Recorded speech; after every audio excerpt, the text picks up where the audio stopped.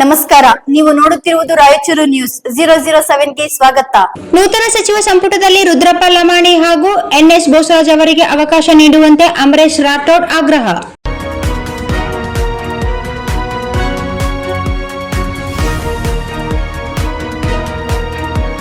ರಾಜ್ಯದ ನೂತನ ಸಚಿವ ಸಂಪುಟದಲ್ಲಿ ಬಂಜಾರ ಸಮುದಾಯದ ಏಕೈಕ ಕಾಂಗ್ರೆಸ್ ಶಾಸಕ ರುದ್ರಪ್ಪ ಲಮಾಣಿ ಅವರಿಗೆ ಸಚಿವ ಸ್ಥಾನ ನೀಡಬೇಕು ಎಂದು ಅಖಿಲ ಭಾರತ ಬಂಜಾರ ಸೇವಾ ಸಂಘದ ಜಿಲ್ಲಾಧ್ಯಕ್ಷ ಅಂಬರೀಶ್ ರಾಠೋಡ್ ಒತ್ತಾಯಿಸಿದರು. ನಗರದ ಪತ್ರಿಕಾ ಭವನದಲ್ಲಿ ಶನಿವಾರ ನಡೆದ ಸುದ್ದಿಗೋಷ್ಠಿಯಲ್ಲಿ ಮಾತನಾಡಿದ ಅವರು, ರಾಜ್ಯದಲ್ಲಿ ಬಂಜಾರ ಸಮುದಾಯವು ರಾಜಕೀಯ ಹಾಗೂ ಸಾಮಾಜಿಕವಾಗಿ ಹಿಂದುಳಿದ ಸ್ಥಿತಿಯಲ್ಲಿದ್ದು, ಕಾಂಗ್ರೆಸ್ ಪಕ್ಷದಿಂದ ಆಯ್ಕೆಯಾಗಿರುವ ಸಮುದಾಯದ ಏಕೈಕ ಶಾಸಕ ರುದ್ರಪ್ಪ ಲಮಾಣಿ ಅವರಿಗೆ ಸಚಿವ ಸ್ಥಾನ ನೀಡುವ ಮೂಲಕ ಸಮುದಾಯಕ್ಕೆ ನ್ಯಾಯ ಒದಗಿಸಬೇಕು ಎಂದು ಆಗ್ರಹಿಸಿದರು. ಕಳೆದ ವಿಧಾನಸಭಾ ಚುನಾವಣೆಯ ನಂತರ ಸಿದ್ದರಾಮಯ್ಯ ಅವರು ಮುಖ್ಯಮಂತ್ರಿಯಾದಾಗ ಸಮುದಾಯಕ್ಕೆ ಸಚಿವ ಸಂಪುಟದಲ್ಲಿ ಪ್ರಾತಿನಿಧ್ಯ ನೀಡುವ ಅವಕಾಶವಿತ್ತು. ಆದರೆ ರುದ್ರಪ್ಪ ಲಮಾಣಿ ಅವರನ್ನು ಉಪಸಭಾಪತಿಯನ್ನಾಗಿ ನೇಮಿಸಲಾಗಿತ್ತು. ಇದರಿಂದ ಸಮುದಾಯದಲ್ಲಿ ನಿರಾಸೆ ಉಂಟಾಗಿತ್ತು. ಈಗ ನೂತನ ಮುಖ್ಯಮಂತ್ರಿಯ ಸಚಿವ ಸಂಪುಟದಲ್ಲಿ ಅವರಿಗೆ ಸ್ಥಾನ ನೀಡಬೇಕು ಎಂದು ಹೇಳಿದರು.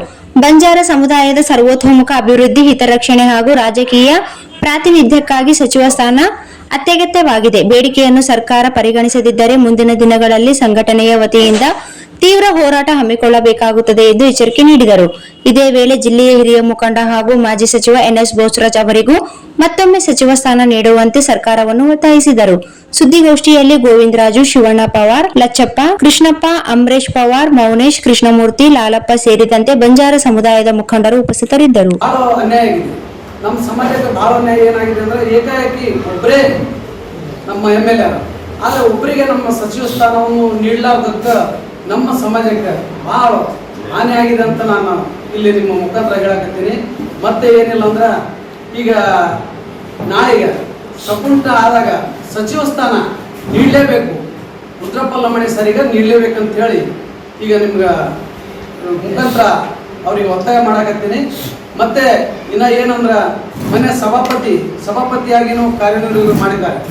ಆದರೂ ಸಭಾಪತಿಯಾಗಿ ಉಪಸಭಾಪತಿ ಆದ್ರೂ ಈಗ ಅವ್ರೀಗ ಭಾಳ ನಮ್ಮ ಸಮಾಜ ಒತ್ತಡದಲ್ಲಿದ್ದ.